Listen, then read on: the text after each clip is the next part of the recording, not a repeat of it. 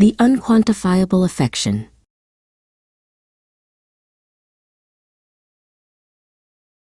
In the hallowed halls of the Alistair Finch Academy of Physics, two students, sisters named Flora and Ignis, found themselves utterly captivated.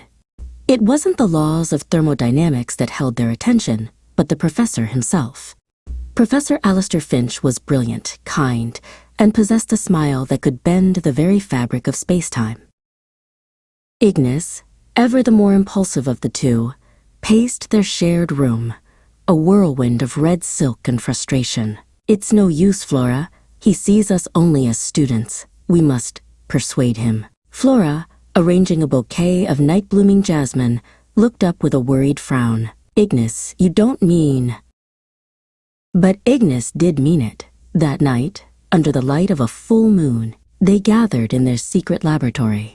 With whispered words and a lock of the professor's hair, procured by a charmed raven, they wove a spell of irresistible affection, a shimmering, rose-scented mist that drifted from their window and towards the professor's quarters. The next morning, Professor Finch felt different. As he lectured on quantum entanglement, his eyes kept finding Flora and Ignis. An inexplicable warmth bloomed in his chest, a magnetic pull he couldn't rationalize. He found himself smiling at them, a dazed, happy expression on his face. He fought it, of course. He was a man of logic, of cause and effect. This sudden, overwhelming affection for two of his students was illogical, impossible. He buried himself in his work, but their faces haunted his equations, their laughter echoed in the quiet of his laboratory. While Ignis reveled in the professor's newfound attention, a seed of guilt began to sprout in Flora's heart. She saw the confusion in his eyes, the struggle behind his enchanted smile. "This isn't real, Ignis," she said one evening, her voice barely a whisper. "We've taken his will. It's wrong." Ignis argued, but Flora's words resonated with a truth she couldn't ignore.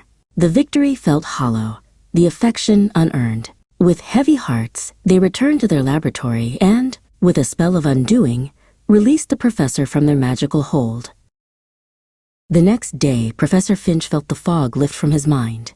The obsessive affection was gone, replaced by a clear-headed understanding. He approached the sisters after class, his expression serious. "I don't know how," he said, his voice low, "but I know you were involved in what I've been feeling, and I know it has stopped." Flora, her eyes filled with tears, confessed everything. Ignis stood beside her, nodding in agreement. The professor listened patiently. When they had finished, he was silent for a long moment. "Thank you for telling me the truth," he said finally, "and thank you for setting me free." In the weeks that followed, a new, genuine connection began to form. Freed from the spell, Alistair saw the sisters for who they truly were, Flora's gentle heart and Ignis's fiery spirit. He found himself drawn to their intelligence and their laughter.